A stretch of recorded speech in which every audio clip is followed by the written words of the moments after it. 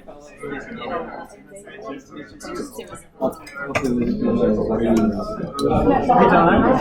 online.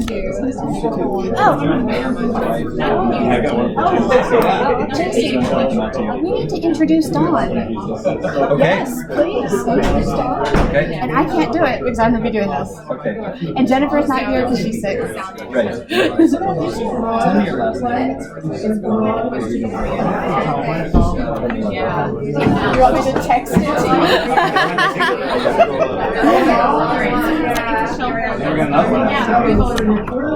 think I actually. Oh, I have you as John Moore in my.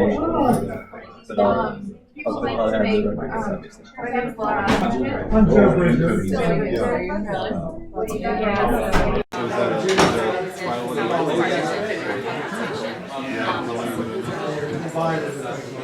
Nice. Are they? Yeah. Oh, I work at the USDA. Yeah. I work with Biotechnology Regulatory Services that does genetic engineering.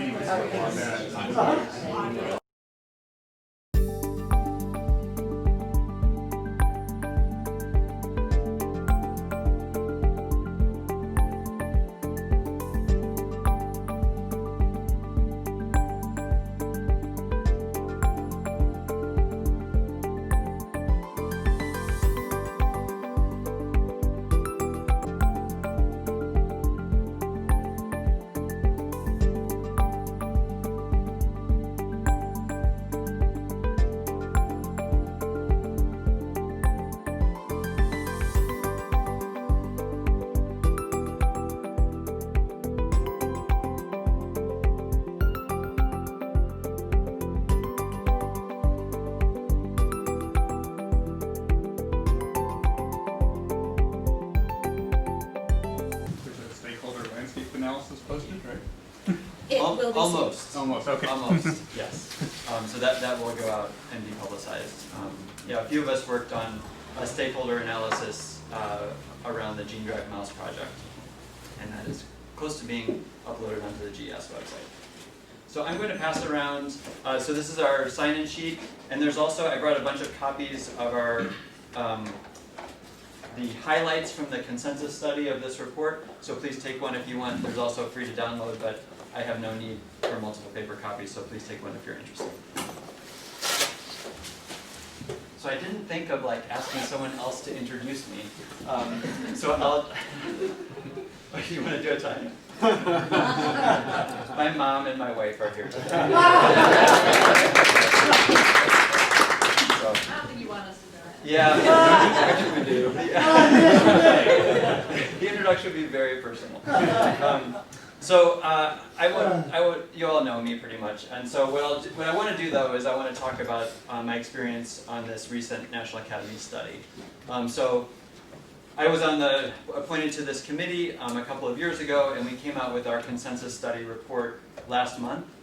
We did a public webinar. We released a kind of pre-publication copy of the report. We released this 4-page report in brief.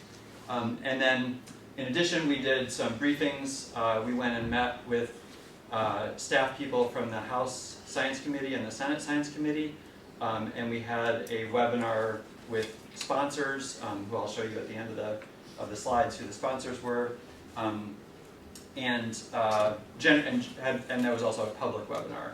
In addition, a small group of us also went to the AAAS meeting last week, and we presented about our report in one of the scientific sessions. And so what I'm going to do today is, it's kind of interesting. The first set of slides that our committee produced for this report were incredibly text-heavy and not very presentation-friendly, but that was because we knew that the way that our report would be used and that presentation would be used might be reporters and researchers taking quotes right off of slides.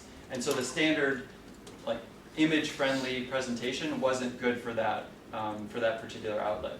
When we revised our presentation for the AAAS meeting, some of us, we all made attempts to make the presentation a little more friendly for a presentation, but it still shows the marks of a presentation that began as something that might be used as an artifact instead of a presentation.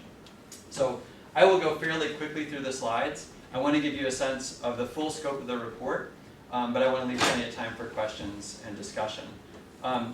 Let's see. I think I will cover other things as we go. So here we go. National Academies are a joint project of a couple of different organizations, National Academy of Sciences, Engineering, what used to be the Institute of Medicine, and they went through a rebranding process a couple of years ago. It used to be called the National Research Council. Apparently, I just learned they might be going through another rebranding. I'm not sure. But it's a collection of organizations that are organized to provide technical advice to the government on a variety of different issues. They don't receive direct government funding. They are supported by sponsors who sponsor studies. So it's a really interesting organization to work with. All of the people like me, the sort of experts and researchers who come onto committees do so pro bono. We're not paid, just our expenses are paid. The staff is paid by the projects that they work on. And they are really an intricate part of the National Academies. This is a list of the people who are on this committee on the potential for biotechnology to address forest health. What I'll call your attention to is the diversity of expertise that was on the committee.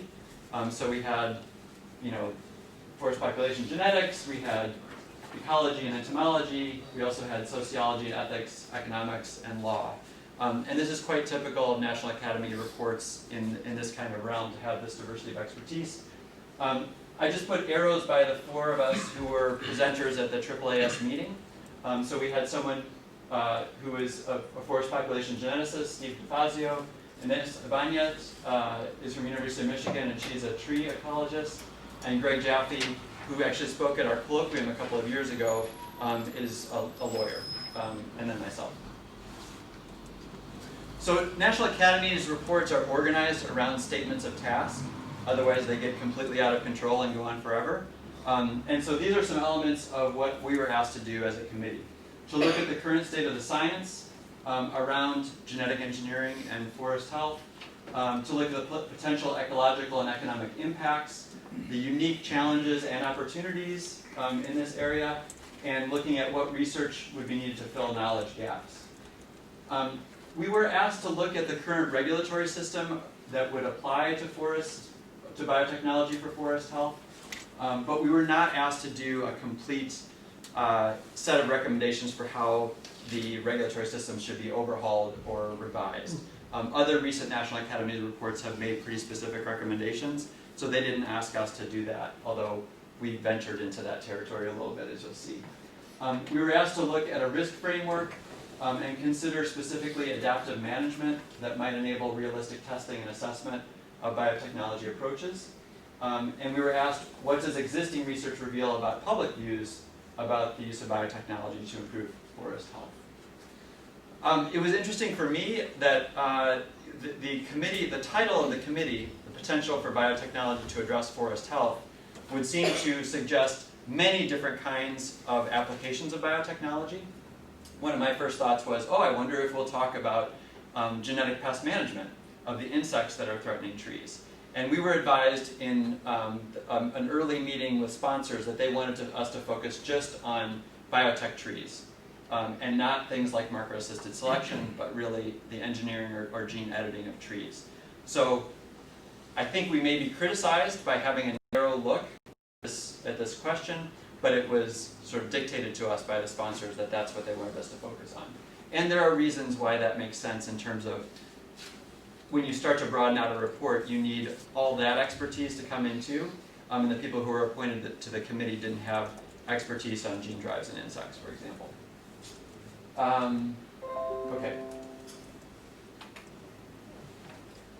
Some of the interesting reasons why this study, so why did the sponsors want this study to happen now?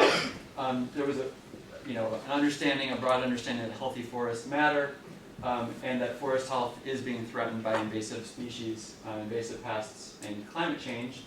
A recognition that our existing regulatory system hasn't yet confronted one of these trees, although it may soon, and a sense that the public sector may play an important role, and so our sponsors like the EPA and the USDA were interested. So our committee actually spent more time than I would have guessed defining forest health. This is the definition that we came up with. A condition that sustains the structure, composition, processes, function, productivity, and resilience of forest ecosystems over time and space. You can see that we had some real forest ecology experts in the room to develop that definition. Importantly, though, this stuff, which is that you can't understand the importance of those very scientific criteria apart from this other stuff, which is that is based on the current state of knowledge and is influenced by human needs, cultural values, and land management objectives. And that was a really important part of our definition, to acknowledge that there isn't some objective quality of forest health out there. It's about the kinds of things that we measure and the kinds of things we're able to measure and the things that we care about.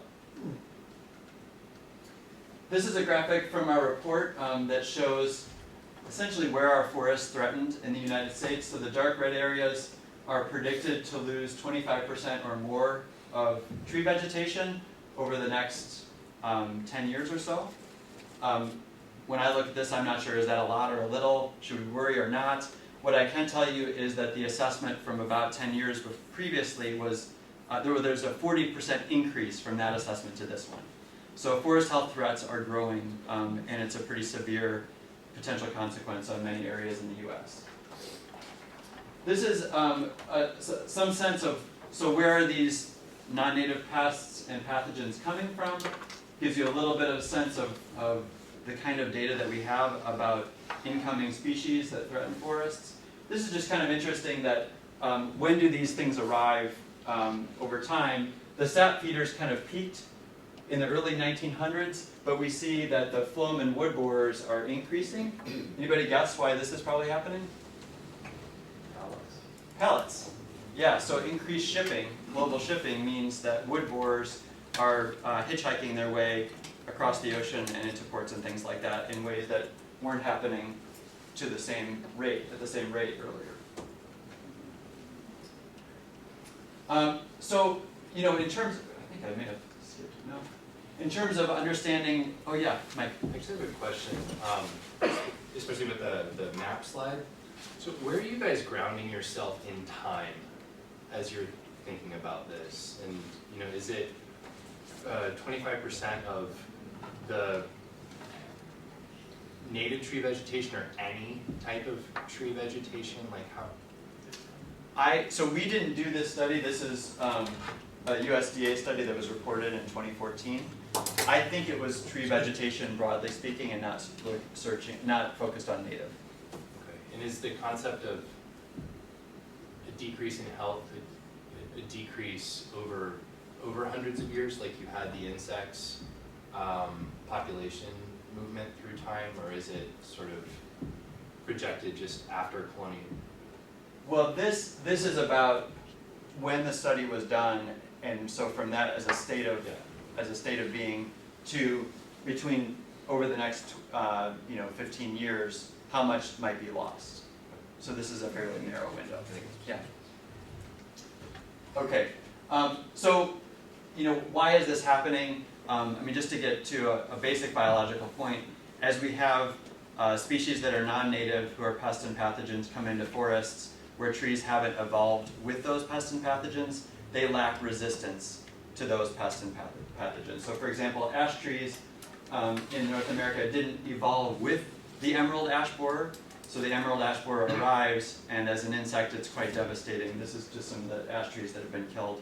I'll talk a little bit more about that later. But the general idea is that if trees haven't evolved with those pests and pathogens, they're likely to not respond very well. The other important thing to think about is what the role of climate change, and our committee certainly discussed this. With warmer winters and fewer cold spells and longer active seasons for pests to be living and breeding and things like that, we're likely to see synergistic effects in terms of climate change and pest and pathogen pressure. So this is just one graph about the severity of pressure from the spruce beetle, which is a native pest on North American spruce forests. And of course, the other thing happening is that climate change brings increased heat stress and drought stress to trees. So there's a lot of different things happening here, and we can't untangle them neatly between climate changes and pest and pathogen pressure. Certainly the trees that we studied are facing more than one threat at a time. So we've talked about the chestnut in this colloquium a few times. That's not only facing the threat of the chestnut blight, which is a fungus, but also root rot, which is a different fungus. And as you may know, the genetically engineered American chestnut tree that's currently, or almost being proposed formally to our regulatory system, isn't resistant to root rot. That would be a different trait that would need to be introduced.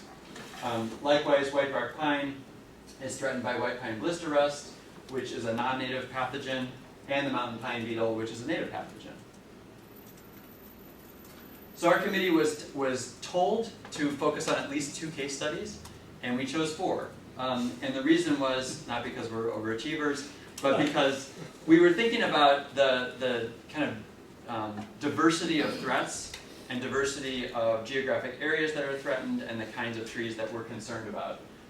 So starting with the chestnut, my favorite, this is sort of the iconic story about a species in the forest that was threatened by an invasive pest. This is the historic range here along the Appalachians and East Coast. It's functionally extinct, and so the proposals to use biotechnology are fairly dramatic in terms of potentially restoring a species that is not on the landscape currently. The white bark pine has a very narrow range in the upper northwest. It has some unique features in terms of the ecological role that it plays. So the white bark pine isn't something that's being developed for forest plantations or things like that. It only grows at very high elevations and tends to be one of the first trees to establish sort of purchase in very high elevations, and it then starts to create a habitat with trapping soil and other types of organisms, habitat for other plants and animals to start to populate that area. So it's more than a keystone species. I think, anybody know the term for like an establishment species or something like that? Anybody know? Successional. Successional, maybe? Okay, I'll go with that for now. But it plays a very unique ecological role. Also in terms of controlling water flow, it traps snow on mountainsides, and so the disappearance of that could have impacts on water flow and things like that. The ash tree is threatened by the emerald ash borer. It is a fairly recent introduction, around 2000, and it's spread very fast. Interesting about the ash is that the ash tree plays important ecological roles, especially in near rivers. But in addition, it's an important urban tree, and so our committee wanted to include something that would be of particular interest to people who live in cities. So that was one of the reasons why we chose that case study. And then finally, poplar is a tree that is both important in wetlands, but is also a potential forest plantation tree. So this is the one tree in our case studies that would have obvious kind of forest plantation impacts that could be developed for wood products. So I talked a little bit about the chestnut. I'm going to go through these pretty quickly. And I could have talked about the white bark pine with the pictures, which would have been nice. But this gives you a sense about where they're growing and the way they trap the snow. Ash, this is the emerald ash borer risk as of 2013. It's worse now. It really has spread fast. Yeah, there's a lot of it's attacked different species of ash with different efficiencies. So green ash is in particular threatened. And poplars, the disease we focused on was a canker disease. I won't spend a lot of time on this graph, but the point our committee wanted to make is that it's relatively inexpensive to focus on prevention and eradication after early detection, and things start to get expensive as the pest or pathogen really move through the environment. And so we talked about these different control measures and containment measures, biological control, pesticides, site management practices, and then enhancement of genetic resistance either through selective breeding or through biotechnology. And both of those could occur at these stages where things start to become very expensive and difficult.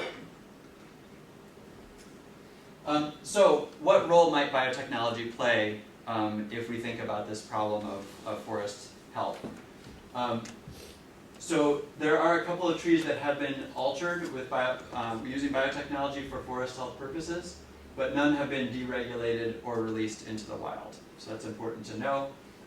This is a trial with BT poplar, and you can see the control and the BT plant. So this is probably familiar to most of us in terms of the effect of BT on agronomic crops. This is the picture of the American chestnut greenhouse study, where here's the genetically engineered chestnut that's resistant to the blight. This is the control that is all dying from the fungus. And this is the Chinese chestnut, which is pretty resistant but doesn't have the same growth patterns as the American chestnut. So why isn't this just a slam dunk? What are the challenges? There are a lot, and our committee really focused on understanding the breadth of challenges. One is a lack of knowledge about the mechanisms of pest resistance in trees. So this chestnut story, may not be a great indicator of how biotechnology could be used for other trees. One gene was inserted, and it produced this kind of resistance. Generally, resistance to pests and pathogens are complex traits that involve many genes, and so we aren't as likely to be able to find a single gene that we could add to a tree that would protect it with this kind of success. Trees are really big, and that more model organisms that are used in the laboratory. That also matters in terms of the complexity of doing the analysis. We don't have a lot of information on the effects of releasing new genotypes of trees into the environment.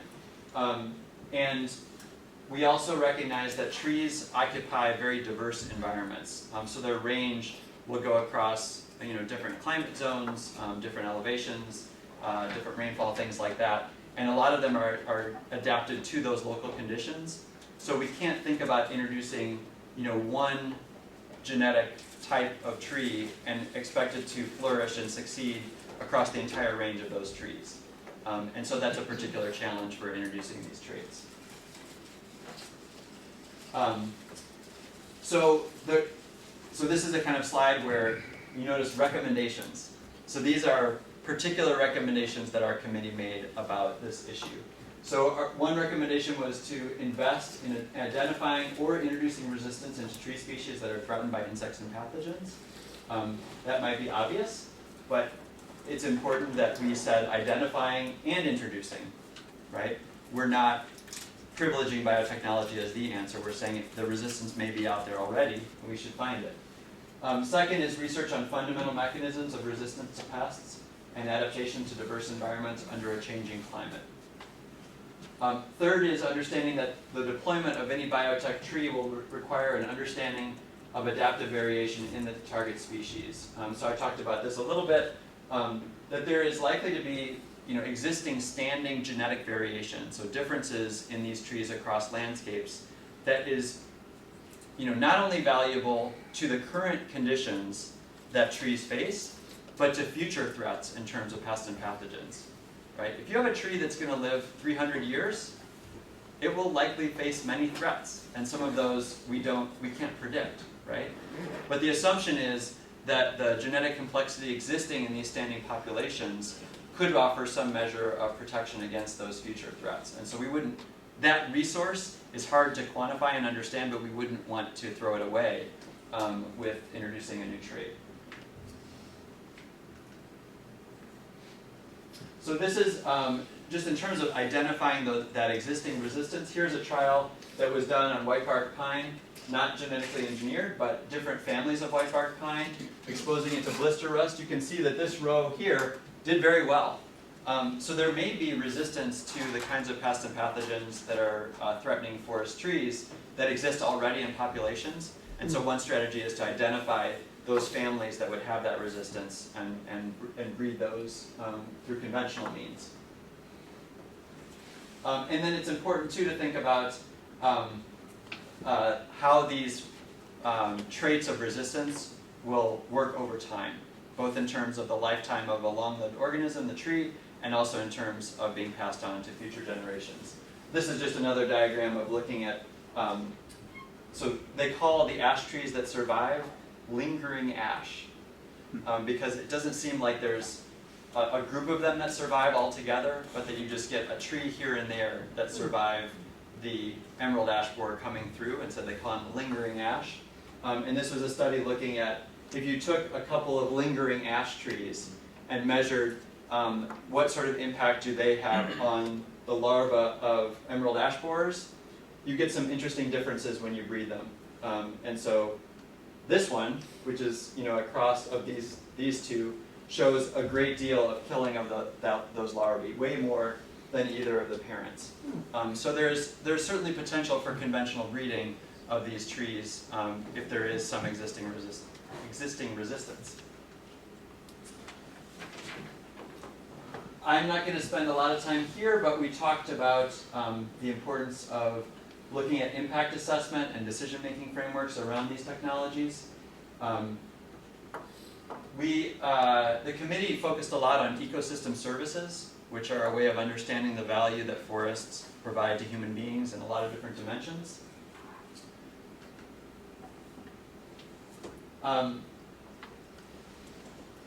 There was also a sense of impact assessment needing to deal with the uncertainty.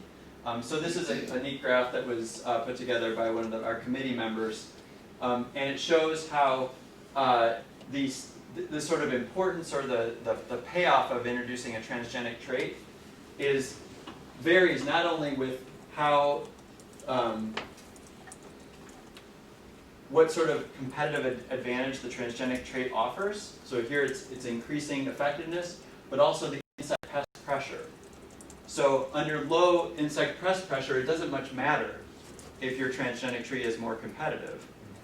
But you start to reach a threshold around here where with high insect pest pressure, you see a huge competitive advantage. So there's a lot of complexity and uncertainty here that we need to think about in terms of estimating the impacts of introducing these trees on a landscape. This is the ecosystem services graph that we created. Don't worry about the graph too much, but the important thing about ecosystem services is that it really takes as primary our view and valuation of the forest. So it doesn't mean that all we care about is timber and pellets, right? It also means that we care about things like soil formation, water purification and storage, and recreation, and even the fact that we appreciate that something exists even if we never get to visit. That's still an ecosystem service, even though it's not a direct something that we consume. So in that sense, ecosystem services is quite a broad framework, but I'll talk about the way that it's limited a little bit later. I think I will skip this, except that I'll just highlight the fact that our committee recommended investment in human capital across multiple disciplines. So not just in the biotechnology of trees, but also in tree breeding, forest ecology, and rural sociology. So thinking across the disciplines. All right, so the next little part are my slides. The ones that I developed for the presentation. So what I wanted to remind people is that to think about the difference. So we've seen a few biotech trees that have been deregulated. One example is the Arctic apple. That is an apple that used gene editing so that it doesn't brown, right? And that's commercially available. It was not regulated as a biotechnology product because it was a gene edit. But think about if you think about where these innovations are landing versus the considerations of our committee, it's pretty stark. So this is off the Arctic Apple website. And these apple trees are grown in a very managed environment. They're going to be planted one by one. They're going to be monitored, presumably watered, taken care of, and then harvested and whatnot. And think about the difference between this environment, which is an open environment, unmanaged. We expect the technology to spread through this environment. If it's going to impact forest health, it's not just the trees we plant; it's the trees that are planted by natural processes over time. So these are very different kinds of technologies and this has implications both for our regulatory system and also for the way that people perceive the impacts of these technologies. So one of the things that I thought was really interesting in our committee is that, so there is an ongoing debate about whether ecosystem services captures everything. There are people, scientists, who say it gets it all. There's nothing outside, there's nothing that we can talk about of value in a forest that isn't an ecosystem service. And there are other people who say, not so fast. Ecosystem services is narrow because it focuses on human needs and seems to ignore something. So our committee was navigating that tension, and this is where we came down. We said that there are values that extend beyond the ecosystem services framework. And so one of those is if we think about intrinsic value. So philosophers have argued that if something has intrinsic value, it doesn't matter how much we value it or if we value it as humans at all, that it has value in and of itself, and that may create a kind of moral obligation from us that's apart from the way that we value it. And so our committee came down on the side of saying that kind of intrinsic value isn't captured well by ecosystem services. That connects to some spiritual ideas about forests and trees, and we also had a webinar from some indigenous representatives who talked about the ways that some tribal communities see trees and other organisms as kin. And that creates a different kind of moral status for these organisms than just thinking about them as serving human needs. The other issue that we took on, and there's some nice language in the report about this, is wildness. What is it if we value things, something out there that is wild, or a characteristic that is wild, then what does that mean for the introduction of biotech trees? And we pointed out that there's a kind of paradox here, in that a biotech tree could be seen to reduce wildness. If we define wildness as a part of the natural environment or the environment that is not interfered with or unmanaged by human beings or not subject to our management decisions, then to interfere by introducing a particular trait in a tree and having that tree spread is managing the environment and thereby could be seen to reduce wildness. However, the committee also recognized that if we have major species of trees that are critical to an ecosystem and they are threatened by a pest that either was transported by us or is doing better because of climate change caused by us, that also threatens wildness, in that our actions are having an impact on the kind of ecosystem functions and processes in a particular place. And so we could see the protection of a tree species in that environment as protecting a dimension of wildness. So the committee considered both of these arguments and didn't say one is right or wrong, but wanted to call attention to the tension here. There are also issues of social justice. So ecosystem services tends to be a kind of add it up and see where you are, and social justice takes more account of the distribution of some of those benefits and costs.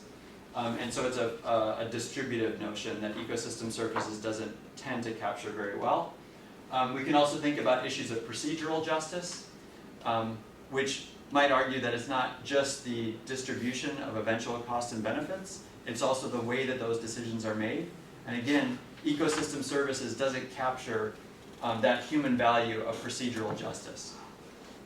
And even thinking about intergenerational justice, which is very hard to capture. I mean, certainly economists have a lot of tools of thinking about discount value, but the notion of having to make decisions about trees that are going to live multiple generations of people raises difficult questions about how we think about the needs and preferences of future generations around this technology. So, what do people think about biotech trees? To me, this was a really interesting part of our report. I'll say a couple things to begin. So we did what I think was a really comprehensive review of the literature out there about public attitudes toward biotech trees. First thing is, most of that research has been done in Europe and Canada, so very little in the United States. Second, very little overall research on public attitudes toward biotech trees compared to GM food. So I think there are several of us in the room who have been tempted to wade into the massive amount of literature about public perceptions of GMOs and GM food. That would have been overwhelming. Fortunately for our committee, there weren't that many studies to look at around trees. With those limitations in mind, there tended to be greater support for interventions that were non-biotech. So a conventional breeding program, for example, over a biotech tree to solve a particular problem, broadly speaking. There tended to be majority support by public audiences of a biotech solution over doing nothing. Not across the board. I think we'd be really careful about the way we interpret that data because of the limitations of the studies, but that was an interesting finding of our committee looking across different kinds of surveys. But it's really nuanced. So one of the areas of nuance is depending on the kind of threat or the kind of desired outcome, people's perceptions really differed. And so it gets really complicated very quickly in terms of what problems are we trying to solve and what kinds of traits are being introduced. This is just one example of one of the most recent reports that we looked at in terms of, so this was public views about assisted migration and other climate adaptive reforestation strategies. So this wasn't a survey focused on GM trees, but one of the options was reforestation with GMOs. So notice two things. First is this is pretty low, 25% compared to local tree breeding, natural regeneration of 85 and 90%, or assisted migration within the native range, that's the AM, 83%. So very high levels of support for these kind of interventions, and it really drops off here, right? That would seem to indicate, oh, people really don't want to use biotech in trees. But look at this. It's almost the same level of reforestation with non-native species. That's pretty interesting, right? I mean, that means that people were, at least in this survey, as concerned about kind of perhaps the unnaturalness of introducing a non-native tree as the unnaturalness of a GMO. That result surprised me. I wouldn't expect that. But what it raises is that the way that people value forests and understand these trade-offs is really complicated, and it's really going to depend. It's not obvious. We can't simply rank these interventions in a neat order of preference and say this is the way to go. It's going to be more complicated than that. So our committees did say that we need more knowledge about societal responses to biotech trees for forest health. We need to look at responses of different social and cultural groups, look at issues of stability and consistency of attitudes across different applications and circumstances. There may be differences whether it's a cisgenic trait or a transgenic trait or CRISPR. We need to think about deeper value orientations and how that affects attitudes, and think about some of these trade-offs between values such as wilderness and species protection, as I've talked about. And I'm going to go quickly through,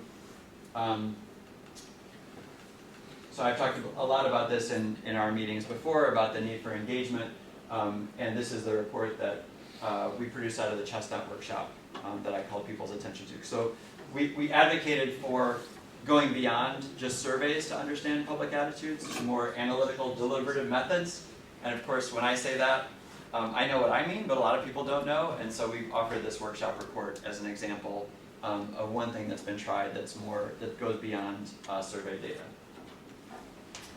So there's a number of slides about the regulation of biotech trees, and I think I will go rather quickly. I'm going to tell you about, I think, a couple of the main takeaways from that part of our report.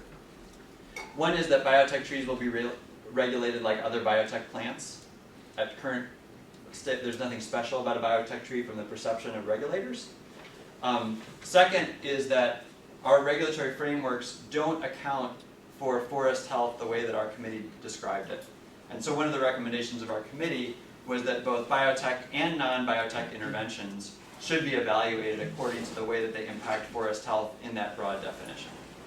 A third point is that some biotech trees are unlikely to trigger the regulatory framework around biotechnology if they use gene editing technology or other things, and we see that as a potential problem.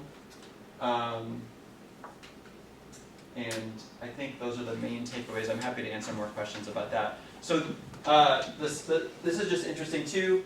The study was sponsored by all these different parts of USDA, the U.S. Forest Service, and also the EPA, and the U.S. Endowment for Forestry and Communities. So these were the sponsors. They're the organizations who approached the National Academies and said, we care about this enough that we're going to pay you to do this study. So that's where we ended up. Thank you, and I'm happy to take questions. Yeah, Red. So you brought up the supporters, and at the front end you said it was a very strict task. Yeah. And some of these agencies are very focused on invasive species and pest threat. Right. And so do you have any insight or thoughts of why that might have been excluded, while at the same time it seems like it's such a great threat to forest health? Well, our statement, do you mean that we weren't allowed to think that the committee didn't address like gene-drive insects? Is that what you At the mean? front, yes. Okay. Yes. I think that was more about, so if we had considered gene-drive insects, for example, engineering the emerald ash borer, the insect instead of the tree, that would have required a different set of expertise on the committee to understand that. Mm-hmm. And that's such a different, it's a different kind of technical intervention, and I think it was seen as potentially overwhelming the committee. I also suspect that the sponsors who were interested in this report, they really wanted us, they were interested in, well, what about GE trees? They seem to be coming along. The chestnut is obviously on everybody's radar. And there's also been a couple of other trees that have been, looked at from the regulatory perspective. To my knowledge, we've seen a few genetically engineered insects, but nothing with gene drive, and nothing proposed for like a wild environment. Yeah. Todd and then Jen. Yeah, I guess I have a couple of questions which leads to a naive comment that I'm going to maybe make first. So just my brief understanding of sort of this topic is that to me it seems like we're taking a technology and searching for a problem to solve it with. Which gets to my questions because I don't know the answers to these. I wonder if you guys looked at this.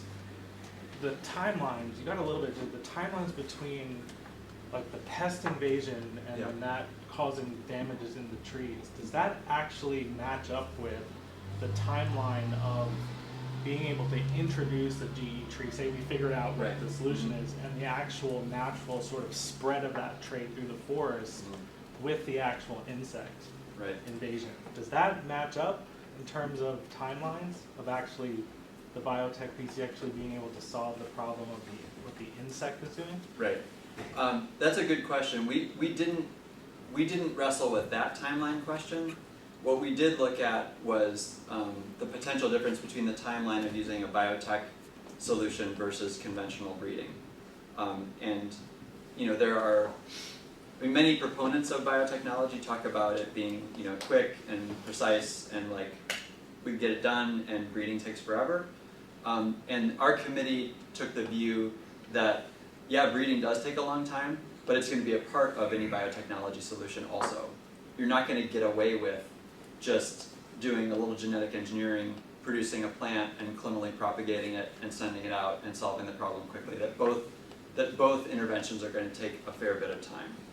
Your question is more about, do we have any hope for optimism at all? Well, I guess I'm curious. I mean, even the breeding question, right? Like, let's just say flat out that the breeding and the GE part takes the same time in terms of actually figuring out what the trait is and getting it into the actual tree species. You then have to actually then get the trees into these forests that we're talking about. And does that spread of that sort of resistance in the actual forest system match up with the invasion rate of the actual pest that you're trying to sort of deal with in the spread of that pest?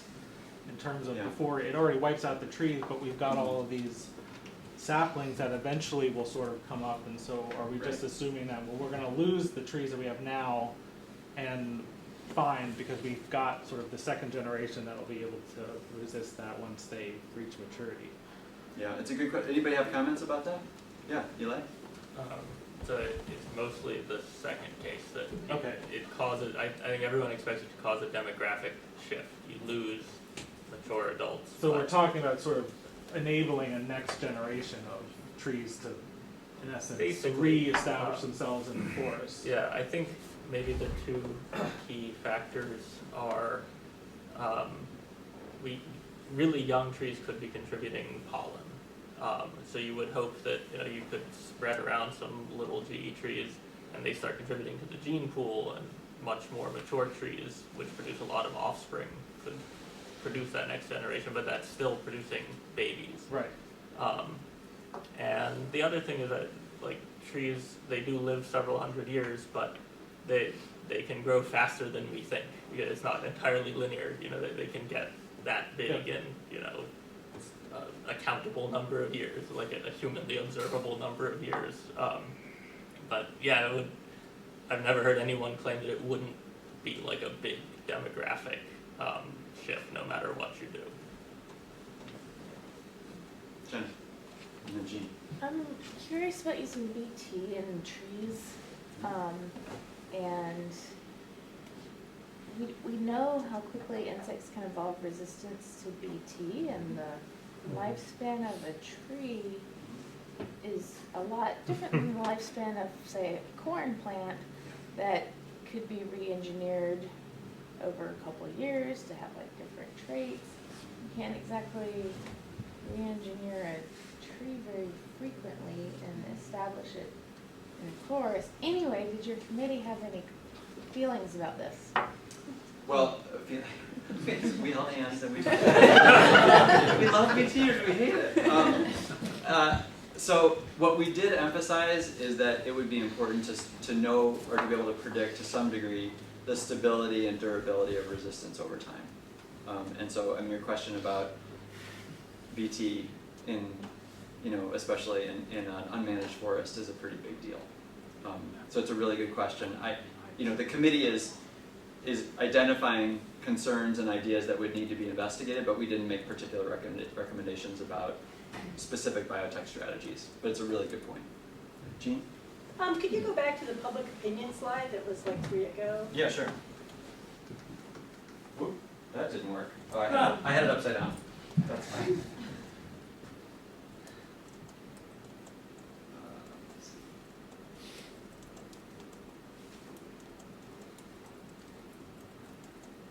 So, I mean, obviously, particularly when people haven't really thought much about something, we're probably more interested in the way that they think than the opinion that they give on any particular instance. Yep. So what you really want to do is some kind of mental model interviewing with people.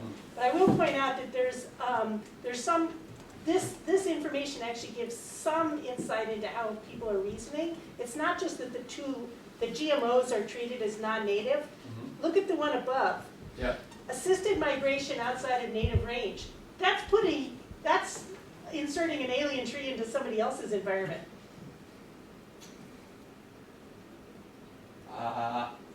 Maybe. Yes. And so in other words, people seem to have a very first-person viewpoint on this. Like, my environment should stay stable and natural. Oh, I see what you mean, yeah. But I don't mind it if my trees leak out into somebody else's environment. Right. Yeah, that's a really good point. Yeah, which could change, which then indicates that like national level surveys on these issues might be meaningless. Do you guys see, that's a really great point. I hadn't seen this before, but do you understand that point? Okay. Anybody want it clarified? It's NIMBY. Yeah. Yes, It's just clarified? NIMBY for trees. Right. Because assisted migration outside of native range is reforestation with non-native species, but it's just For somebody else. Yeah, for somebody else. Yeah, Really but interesting. it also has that narrative of saving what we cherish already. Right. It's not exactly the same. Yeah. Great comment. Thank you. Yes. Most of these species cover a whole bunch of growing zones, 3 or 4 or 5 even, which is a way larger temperature range than you expect from climate change. I mean, 1 degree of climate change is 50, 70 miles shift in latitude typically. So assisted migration, are we talking about just trying to spread presumably if you have a northern population of a particular species, it has a little bit different gene pools in the southern population. Are we talking about just mixed them up within a species, or are we talking about trying to move different species around? Right.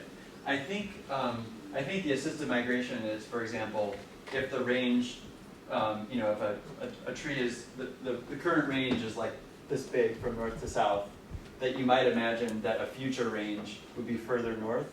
And so you would assist the migration by planting some of these trees further north, outside of its native range, with the expectation that in 50 years, that habitat will actually be conducive to that tree. And the worry is that the trees on their own aren't going to sort of move or evolve fast enough, right? That's why we would assist with the migration. The assumption is that that might happen, you know, quote unquote, naturally over time, but if climate change is happening very quickly, that the speed might be off. Right.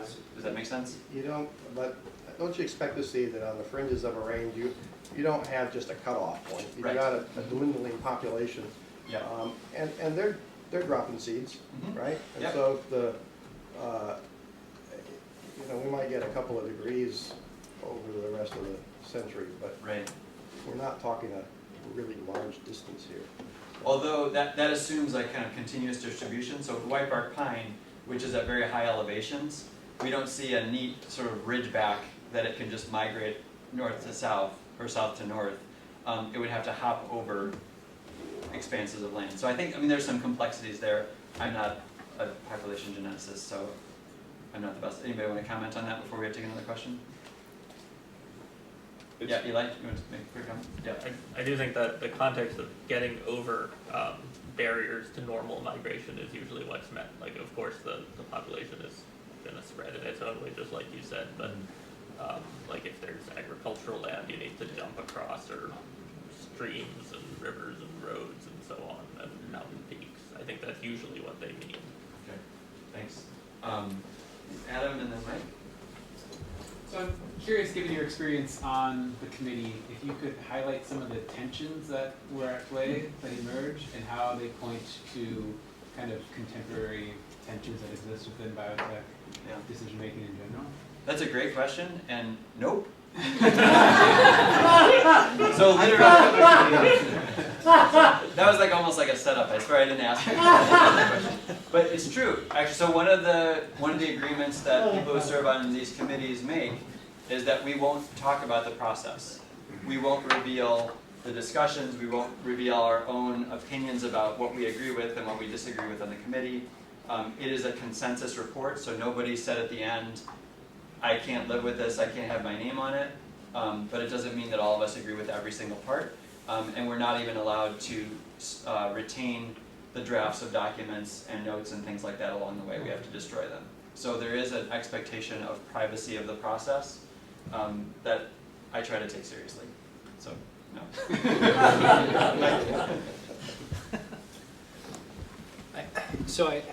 When we're talking about how we're interpreting these different things, okay, AM outside of native range versus reforestation with non-native species, you know, how much do you think some of these studies may not actually, I'm asking you to be speculative, may not actually influence the ultimate decisions, but rather how they're marketed to the public? Because that study suggests to me how I should pitch it more than it suggests, you know.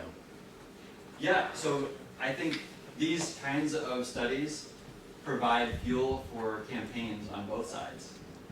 So if you're part of the No GE Trees campaign, you can look at this and think about what kind of language or what kinds of characteristics would I want to emphasize to people to make sure that they oppose this. And if you're you know, a scientific institute or a company or a government agency that wants to pursue this, they are going to be informed by this data as well. So it's an excellent point. Yeah. Can I follow up on this real Sure, quick? yeah. I mean, it is notable that ethical views seem to overlap, seem to predict level of support, which means that it's not just for marketing afterwards. You guys were right to include intrinsic value, because if your reports don't deal with the ethical views, you're not going to be, people are not going to be very informed. You're not going to be able to give them the kinds of arguments, rationales, and things that they're interested in. Good point. Take John since he has the list. I'm thinking about gene therapy and the idea is to go into an adult, Yeah. hopefully, and make modifications. Does that ever come up with this? Or if you ask people, how do you feel about a GMO tree versus how do you feel about gene therapy for trees? Right. And there have been efforts to inoculate trees on Hawaii, if I'm not mistaken. Anybody know the details? The Rapidodia Yeah. project. Yep.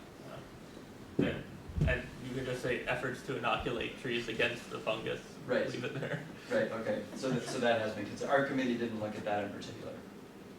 Todd. I have another naive question. So beyond like fire management of forests, not industrial forest plantations, but like the Unmanaged national forest, forest yeah. things, do we currently manage for pests or for forest health? Like besides like, and you can argue whether we do for fire management, but Right. I mean like, do we even do that now just generally? We try to